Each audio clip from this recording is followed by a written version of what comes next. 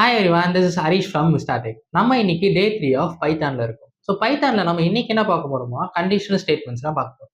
Conditional ஸ்டேட்மெண்ட்ஸ்ல இப்போ என்ன பார்க்க போறோம்னா இஃப் எல்ஸ் தான் பார்க்க போறோம். ஸோ இப்போ நம்ம இஃப் எல்ஸ் கான்செப்டுக்குள்ள, கோடிங் கான்செப்டுக்குள்ள போறதுக்கு முன்னாடி இஃப் எல்ஸ் எப்படி ஒர்க் ஆகும்னு நம்ம பார்த்துடலாம். ஸோ இப்போ என்கிட்ட ரெட் கலர் டப்பா ஒன்று இருக்கு, கிரீன் கலர் டப்பா ஒன்று இருக்கு, அண்ட் இது ஒரு கிளாஸ் இருக்கு. ஓகேவா? இப்போ என்கிட்ட மார்க்கர்ஸும் இருக்கு. ஓகேவா? எனக்கு என்ன கண்டிஷன்னா, இப்போ கிரீன் கலர் மார்க்கர்லாம் எனக்கு கிரீன் கலர் டப்பாலையும், ரெட் கலர் மார்க்கர்லாம் இந்த ரெட் கலர் டப்பாலையும், வேற ஏதாச்சும் கலர்ஸ் இருந்துச்சுன்னா அது வந்து இந்த கிளாஸ்குள்ளேயும் நான் போடுறேன். ஓகேவா? ஸோ இதை நம்ம இஃப்னு கன்சிடர் பண்ணிக்கலாம், இதை எலிஃப்னு கன்சிடர் பண்ணிக்கலாம், இதை எல்ஸ்ன்னு கன்சிடர் பண்ணிக்கலாம். இப்போ நம்ம என்ன பண்ண போறோம்னா, ஃபர்ஸ்ட் ஒரு மார்க்கரை எடுக்கலாம். நான் ஃபர்ஸ்ட் இந்த மார்க்கர் எடுக்கிறேன். இப்போ இதுவும் ரெட் கலர், இங்க இருக்கிற பாக்ஸ் கலரும் ரெட் கலர். ஸோ ரெண்டுமே சேமா இருக்கு. அப்போ கண்டிஷன் ட்ரூ ஆயிடுச்சு. ட்ரூ ஆயிடுச்சுன்னா அந்த பாக்ஸ்குள்ள இந்த மார்க்கர் போயிடும். இப்போ நெக்ஸ்ட் இருக்கிறது கிரீன் கலர். இப்போ இந்த பாக்ஸ் வந்து ரெட் கலர், ஸோ இந்த மார்க்கர் வந்து கிரீன் கலர். அப்போ இங்க கண்டிஷன் ஃபால்ஸ் ஆகுது. இப்போ அடுத்தது எலிஃப்ல செக் பண்ணும். எலிஃப்ல பாத்தீங்கன்னா இந்த பாக்ஸ் கிரீன் கலர், இந்த மார்க்கரும் கிரீன் கலர். அப்போ இங்க கண்டிஷன் சாட்டிஸ்ஃபை ஆயிடுச்சு, இதுக்குள்ள போயிடும். இப்போ இங்க பாத்தீங்கன்னா black colour. First red colour கூட இஃப்ல செக் பண்ணும்போது கண்டிஷன் ஃபால்ஸ், எலிஃப்ல செக் பண்ணும்போது கண்டிஷன் ஃபால்ஸ். அப்போ ரெண்டு கண்டிஷனும் ஃபால்ஸ் ஆயிடுச்சுன்னா ஆட்டோமேட்டிக்கா அந்த மார்க்கர் வந்து எல்ஸ் பார்ட்டுக்குள்ள போயிடும். ஓகேவா? இது இப்படிதான் ரன் ஆகும். இப்போ அடுத்து பாத்தீங்கன்னா ரெட் கலர் உள்ள போயிருக்கும், இந்த கிரீன் கலர் எலிஃப்குள்ள போயிடும். ஸோ ஒன்ஸ் இந்த கண்டிஷன் சாட்டிஸ்ஃபை ஆயிடுச்சுன்னா எப்படி இந்த மார்க்கர் உள்ள போச்சோ, ஒன்ஸ் அந்த கண்டிஷன் சாட்டிஸ்ஃபை ஆகும்போது கோடிங் பார்ட் வந்து ரன் ஆகும். இஃப்குள்ள இருக்கிற கோடிங் பார்ட் ரன் ஆகும். அதே எலிஃப்ல ரன் சாட்டிஸ்ஃபை ஆகும்போது அந்த கோடிங் பார்ட் ரன் ஆகும். எல்ஸ்ல இருக்கிற கோடிங் பார்ட், இந்த இஃபோ எலிஃபோ வந்து கண்டிஷன் ஃபால்ஸ் ஆயிடுச்சுன்னா ஆட்டோமேட்டிக்கா எல்ஸ்ல என்ன கோடிங் இருக்கோ அந்த பார்ட் ரன் ஆகும். ஸோ இதுதான் வந்து இஃப் ஸ்டேட்மெண்ட்டோட சின்டாக்ஸ். ஸோ இப்போ நம்ம இதை கோடிங்ல பார்க்கலாம். இப்போ நம்ம பைத்தான்ல கண்டிஷன் ஸ்டேட்மெண்ட்ஸ் எப்படி ஒர்க் ஆகுதுன்னு பார்க்கலாம். இப்போ நம்ம ஃபர்ஸ்ட் பார்க்க போறது கண்டிஷனல் ஸ்டேட்மெண்ட்ஸ் டேட்டா அனலிஸ்ட்ல எங்க யூஸ் பண்றாங்க, டேட்டா சயின்ஸ்ல எங்க யூஸ் பண்றாங்க, மிஷின் லேர்னிங்ல எங்க யூஸ் பண்றாங்க. ஸோ டேட்டா அனலிஸ்ட்ல பார்த்தீங்கன்னா இஃப் எல்ஸ் இஃப்லாம் வந்து ஹை மீடியம் லோன்னு சொல்லி கேட்டகரைஸை கஸ்டமர்ஸ்க்கு பிரித்து காட்டுறதுக்காக யூஸ் பண்ணுவாங்க.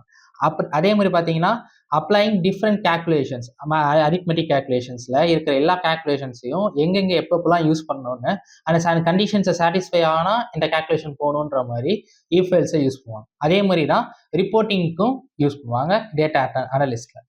டேட்டா சயின்டிஸ்ட் பார்த்தீங்கன்னா ஃபியூச்சர்ஸை இன்ஜினியரிங் பண்ணி ப்ரெடிக்ட் பண்ணும்போது கண்டிஷன்ஸு ரொம்ப ரொம்ப முக்கியமாக இருக்கும். அப்புறமா மிஸ்ஸிங் டேட்டாவை கண்டுபிடிக்கிறதுக்கு, மாடல்ஸை செலக்ட் பண்ணி லாஜிக் எழுதுறதுக்கு. இப்போ ஒரு டேட்டாவுக்கும் ஒரு லாஜிக்ஸ் இருக்கும். ஸோ தனித்தனி லாஜிக்ஸ் எழுதியிருப்பாங்க. இந்த லாஜிக்ஸ் எல்லாம் இந்த கண்டிஷன் சாட்டிஸ்ஃபை ஆனால் இந்த லாஜிக் ரன் ஆகும், இந்த கண்டிஷன் சாட்டிஸ்ஃபை ஆனால் இந்த லாஜிக் ரன் ஆகும்னு சொல்லி லாஜிக்ஸை செப்பரேட் பண்ணுறதுக்காக டேட்டா சயின்டிஸ்ட் யூஸ் பண்ணுவாங்க. மிஷின் லேர்னிங்ல பார்த்தீங்கன்னா டேட்டா ப்ராசஸிங்க்கு, எரர் ஹேண்டலிங்க்கு, டெப்ளாய்மெண்ட்டுக்காகவும், டெப்ளாய்மெண்ட் லாஜிக்ஸ்க்காகவும் யூஸ் பண்ணுறது மிஷின் லேர்னிங்ல இஃப் கண்டிஷன்ஸ். ஓகேவா?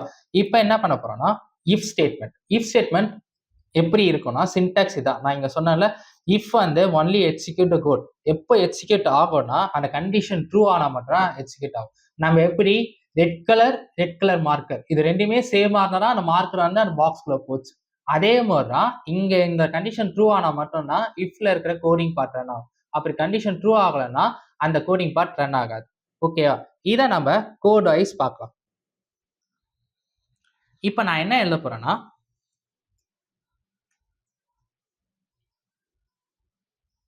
ஃபர்ஸ்ட் ஒரு இன்புட் வாங்கிக்கலாம்.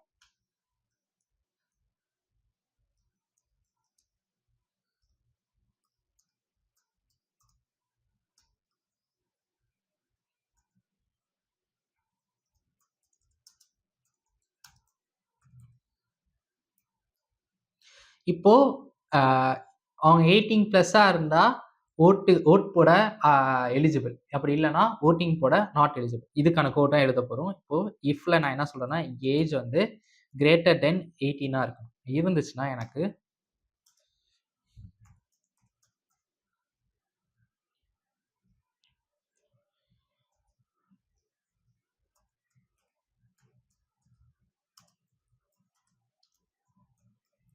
Eligible for voting. ஓகேவா? இப்போ நான் இதை ரன் பண்றேன்.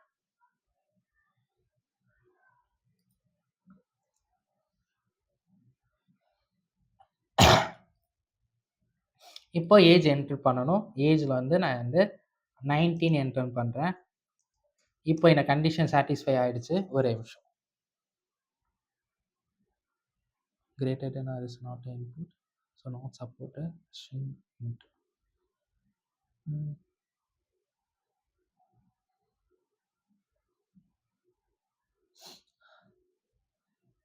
ஏஜ் வந்து இன்புட்டில் வாங்கியிருக்கோம். ஓகே, ஸோ இங்கே ஏதோ ஒரு எரர் காட்டுது. வெயிட் பண்ணுங்கள், நம்ம என்ன பண்ணலான்னா இதை எக்ஸ்பிளைன் பண்ண சொல்லுவோம். ஸோ நம்ம இன்புட் வாங்குறது வந்து இன்ட்லராக வாங்கியிருக்கோம், பட் இருந்தாலும் ஒரு எரர் வருது. அது என்னன்னு பார்க்கலாம். ஸோ இன்ட்டுன்னு கொடுத்துட்டு பார்க்க சொல்லுது. சரி, ஓகே, நம்ம இதை மாற்றிட்டு இதை ரன் பண்ணியிருக்கலாம். இப்போ நான் ஏஜ் வந்து 19 கொடுத்து என்ட்ரி கொடுக்குறேன். இப்போது எலிஜிபிள் ஃபார் ஓட்டின்னு வருது. ஸோ இதுக்கு முன்னாடி ஏன் எரர் காமிச்சிச்சுன்னா, நம்ம ஏஜ் வாங்கும்போது இங்கே இன்ட்டுன்னு சொல்லி டிக்ளேர் பண்ணல இஃப்ல. ஸோ அதனால எரர் காமிச்சிருக்கு. ஸோ இது போட்டோன்னே எரர் கிளியர் ஆயிருக்கு. ஓகேவா? ஆனால் இப்போ நான் வந்து அதே வந்து 14 போட்டேன்னா எனக்கு எதுவுமே பிரிண்ட் ஆகலை. ஓகேவா? ஏன்னா நம்ம இப்போ வரைக்கும் இஃப் கண்டிஷன் மட்டும் தான் போட்டிருக்கோம். இப்போ 18 கீழே இருக்கிறவங்களுக்குலாம் எல்ஸ் பார்ட் எழுதலாம்.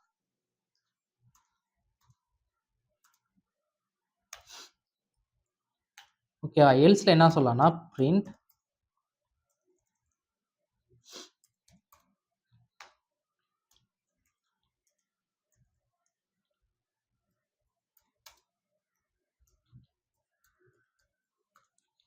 Not eligible. இப்போ நான் 14 போட்டேன்னா நாட் எலிஜிபிள். இது எப்படி ரன் ஆச்சுன்னா, நம்ம பிளாக் கலர் மார்க்கர் இருக்கும் போது ரெட் கலர் பாக்ஸ் கண்டிஷனும் ஃபால்ஸ் ஆச்சு, கிரீன் கலர் பாக்ஸ் கண்டிஷனும் ஃபால்ஸ் ஆச்சு. அப்போ ஆட்டோமேட்டிக்கா பிளாக் கலர் பாக்ஸ் அந்த கிளாஸ்குள்ள போய் விழுந்துருச்சு. இதே மாதிரி தான் இப்போ இஃப் கண்டிஷன் ஃபால்ஸ் ஆயிடுச்சுன்னா ஆட்டோமேட்டிக்கா எல்ஸ் கண்டிஷன் ரன் ஆயிடும். ஓகேவா? ஸோ இது இப்படிதான் ஒர்க் ஆகும். இப்போ அடுத்தது பார்த்தீங்கன்னா இஃப் எலிஃப் எல்ஸ். ஒரு கண்டிஷன் தான் இஃபை வச்சு செக் பண்ண முடியும். பட் எலிஃப் யூஸ் பண்ணோம்னா நம்மளால மல்டிபிள் கண்டிஷன் செக் பண்ண முடியும். ஓகேவா? ஸோ எப்பவுமே இஃப் ஒரு வாட்டி தான் யூஸ் பண்ணணும். எலிஃப் நம்ம எத்தனை வாட்டி வேணா யூஸ் பண்ணிக்கலாம். ஓகேவா? ஸோ நான் இப்போ என்ன பண்ணியிருக்கேன், இந்த சின்டெக்ஸ் பாருங்க. இஃப் கண்டிஷன்ல வந்து ஃபர்ஸ்ட் கோட் வந்து செக் பண்ணுது. அந்த கண்டிஷன் ட்ரூ ஆயிடுச்சுன்னா இஃப்ல இருக்கிற கோட் ரன் ஆயிடும்.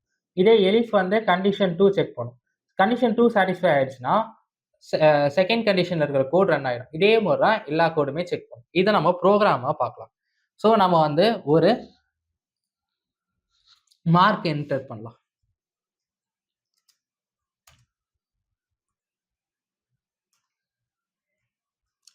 இப்போ என்ன பண்ணியிருக்கேன்னா mark is equal to input enter the மார்க்னு கொடுத்துருக்கேன். If int mark is greater then 90னா இந்த கண்டிஷன் சாட்டிஸ்ஃபை ஆயிடுச்சுன்னா எல்லாருக்குமே கிரேட் ஏ வரும். அதே இந்த கண்டிஷன் சாட்டிஸ்ஃபை ஆயிடுச்சுன்னா எல்லாருக்கும் கிரேட் பி வரும். அதே லாஸ்ட் கண்டிஷன் சாட்டிஸ்ஃபை ஆனா கிரேட் சி வரும். இப்போ இந்த எந்த கண்டிஷனுமே சாட்டிஸ்ஃபை ஆகாத ஒரு ஸ்டூடெண்ட் இருந்தாங்கன்னா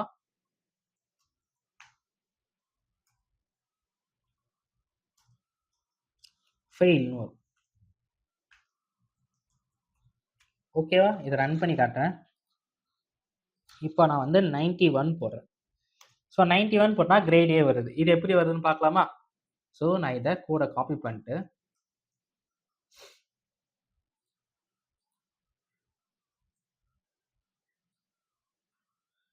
ஓகேவா? இப்போ என்ன பண்ணுவாங்கன்னா இது எப்படி ரன் ஆகும்னு பார்க்குறேன், சொல்கிறேன்.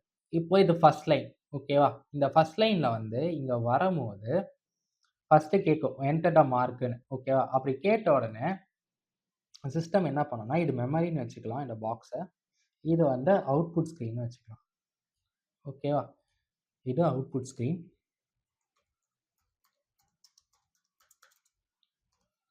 இது மெமரி. ஓகேவா? இப்போ மெமரியில் என்ன பண்ண போகிறோம், மார்க்குன்ற ஒரு ஸ்பேஸ் வந்து கிரியேட் பண்ணிட்டு அந்த இடத்துக்கான பேர் மார்க்னு வச்சிடும்.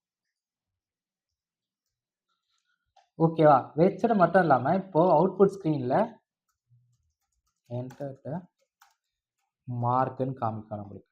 இப்போ நான் இங்கே ஒரு மார்க் என்டர் பண்ணுறேன். என்னன்னா 91 என்டர் பண்ணுறேன். 91 என்டர் பண்ணேன்னா இந்த 91 வந்து இந்த மார்க்குள்ளே போய் ஸ்டோர் ஆகிடும் வேல்யூ. ஓகேவா? இப்போ நெக்ஸ்ட் இப்போ இந்த லைன் வரும். இந்த லைன் வரும்போது நம்ம ஃபஸ்ட்டு செக் பண்ணோம். இப்போ மார்க் என்ன இருக்குது, 91 இருக்குது. Greater than or equal to இருக்குது. இங்கே 90 இருக்குது. இப்போ பார்த்தீங்கன்னா மவுத் ஓப்பனிங் சைடு அதிக நம்பர் இருக்குது, க்ளோசிங் சைடு கம்மி நம்பர் இருக்குது. ஸோ இந்த கண்டிஷன் வந்து ட்ரூ ஆயிடுச்சு. ஸோ இந்த கண்டிஷன் ட்ரூ ஆனதுனால ஆட்டோமேட்டிக்காக பிரிண்ட்டில் என்ன இருக்கும், கிரேட் ஏன்னு இருக்குதுல, இதை பிரிண்ட் பண்ணிடும். இதுவே வந்து நான் வேறு ஏதாச்சும் அவுட்புட் கொடுக்குறேன். இப்போ என்ன அவுட்புட் கொடுக்குறேன்னா 71 கொடுக்குறேன், 70 இல்லை 69 கொடுக்குறேன். 69 கொடுக்கும் போது greater than or equal to 90 check பண்ணும். செக் பண்ணும்போது இந்த கண்டிஷன் ஃபால்ஸ் ஆகுது, இந்த கண்டிஷன் ஃபால்ஸ். இப்போ அடுத்தது இங்கே செக் பண்ணுமா, இங்கே வந்து 69 greater than or equal to 80 check பண்ணும். இப்போ இதுவும் கண்டிஷன் ஃபால்ஸ். இப்போ இங்கே செக் பண்ணும்போதும் கண்டிஷன் ஃபால்ஸ். இப்போ ஆட்டோமேட்டிக்காக எல்ஸ் பார்ட் வந்து ரன் ஆகி ஃபெயில்னு காட்டுது. ஓகேவா? So else, elif and else இது இப்படி தான் ஒர்க் ஆகும். ஓகேவா?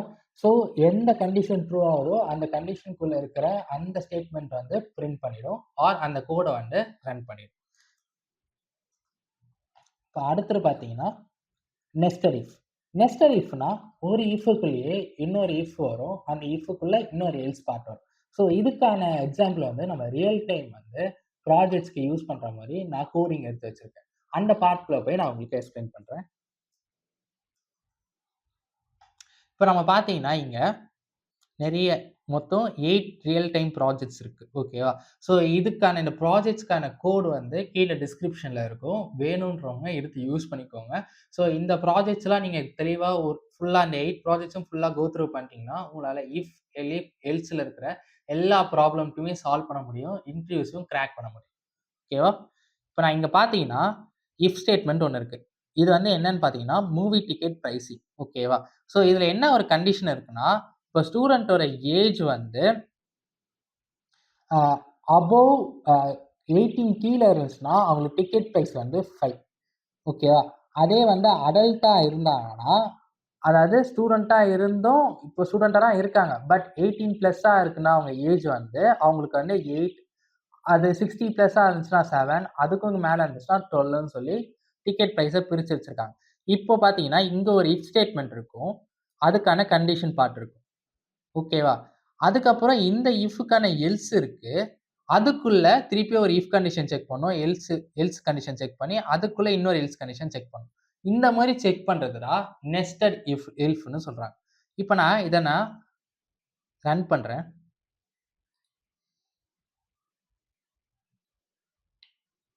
ஏஜ் கேட்குது. ஏஜ் வந்து நான் என்ன கொடுக்குறேன்னா 17 கொடுத்துறேன். இப்போ 17 கொடுக்கும்போது ஸ்டூடெண்ட்டான்னு கேட்குது, எஸ்ன்னு கொடுத்துறேன். இப்போ நான் 17 கொடுக்கும்போது ஆட்டோமேட்டிக்காக ஃபர்ஸ்ட் இஃப் கண்டிஷனே ட்ரூ ஆகிடும். இந்த கண்டிஷன் ட்ரூ ஆகிடுச்சுன்னா நம்மளுக்கு என்ன ஆகும், ஆட்டோமேட்டிக்காக டிக்கெட் ப்ரைஸ் வந்து 5 rupeesன்னு காட்டிடும். இதுவே அந்த கண்டிஷன் ட்ரூ ஆகலை. இப்போ அந்த கண்டிஷன் ட்ரூ ஆகுறேன்னா நான் 18 கொடுத்தாலே அந்த கண்டிஷன் ட்ரூ ஆகாது. இப்போ நான் 18 கொடுக்குறேன். ஓகேவா? ஸ்டூடெண்ட்டான்னு கேட்குது, எஸ் கொடுக்குறேன். இப்போ என்ன ஆகுது, எனக்கு வந்து 8 rupeesன்னு வந்துருச்சு. ஏன்னா இங்கே வந்து செக் பண்ணியிருக்கோம், ஸ்டூடெண்ட்டாக இருக்காங்களா, ஸ்டூடெண்ட்டாக இருந்தாலே ட்ரூ அதாவதுன்னு சொல்லியிருக்கு. ஓகேங்களா? ஸோ அப்போ எனக்கு 8 rupeesன்னு சொல்லி டிக்கெட் ப்ரைஸ் வந்துருக்கு. இப்போ இன்னொரு வாட்டி ரன் பண்ணுறேன். இப்போ வந்து 15 கொடுக்குறேன். ஓகேவா? ஸ்டூடெண்ட்டான்னு கேட்டிருக்காங்க, நோன்னு கொடுத்துட்றேன். இப்போ என்ன ஆயிடுச்சு, ஆட்டோமேட்டிக்காக 12ன்னு வந்துருச்சு. ஏன்னா இப்போ இங்கே வந்து செக் பண்ணியிருக்கோம் ஸ்டூடெண்ட்டானு, நோ. ஃபஸ்ட்டு இந்த கண்டிஷன் செக் பண்ணோம், ஃபால்ஸ் ஆகிருக்கும், எல்ஸுக்குள்ளே வந்திருக்கும். எல்ஸில் இந்த கண்டிஷன் செக் பண்ணோம், ஃபால்ஸ் ஆகிருக்கும். அதுக்கப்புறம் இந்த கண்டிஷன் செக் பண்ணியிருக்கோம், இந்த இஃப் கண்டிஷன் செக் பண்ணியிருக்கோம், இதுவும் ஃபால்ஸ் ஆகிருக்கும். அப்போ ஆட்டோமேட்டிக்காக இந்த எல்ஸ் கண்டிஷனில் 12 தான் இருக்குது ப்ரைஸிங், அது வந்துடும். ஸோ இந்த மாதிரி தான் ரன் ஆகும் நெஸ்டட் இஃப். ஓகேவா? ஸோ இதோட சின்டாக்ஸ் இதான். ஃபஸ்ட்டு இஃப் கண்டிஷன் செக் பண்ணோம், அதுக்குள்ளே இருக்கிற இஃப் கண்டிஷன், அதுக்குள்ளே இருக்கிற எல்ஸ் கண்டிஷனை செக் பண்ணிகிட்டு இருக்கோம். ஓகேவா? ஸோ இப்போ வந்து நம்ம இங்கே இருக்கிற ப்ராஜெக்ட்ஸை பார்க்கலாம். என்னென்ன ப்ராஜெக்ட்ஸ்லாம் இருக்குன்னு நான் சொல்கிறேன். இதில் பார்த்தீங்கன்னா ஃபஸ்ட்டு நீங்கள் பார்க்க போகிற ப்ராஜெக்ட்ஸ் பார்த்தீங்கன்னா ஹை வேல்யூ கஸ்டமர் ஐடென்டிஃபிகேஷன். ஓகேவா? ஸோ ஒரு கஸ்டமர் வந்து எவ்வளோ அமௌண்ட் பர்ச்சேஸ் பண்ணியிருக்காங்க, அவங்க வந்து 10,000 மேலே பர்ச்சேஸ் பண்ணியிருந்தாங்கன்னா அவங்க விஐபி கஸ்டமர். அதுவே வந்து அவங்க 5,000க்கு மேலே பர்ச்சேஸ் பண்ணியிருந்தாங்கன்னா அவங்க ப்ரீமியம் கஸ்டமர். ஓகேவா? 1,000 மேலே பர்ச்சேஸ் பண்ணியிருந்தாங்கன்னா அவங்க வேல்யூ கஸ்டமர். ஓகேவா? இதை வச்சு டிஸ்கவுண்ட் கொடுக்க போகிறோம். இப்போ வந்து 10,000 மேல பர்ச்சேஸ் பண்ணவங்களுக்கு வந்து ஒரு பெரிய டிஸ்கவுண்ட்ஸ் இருக்கு. Free shipping for life time.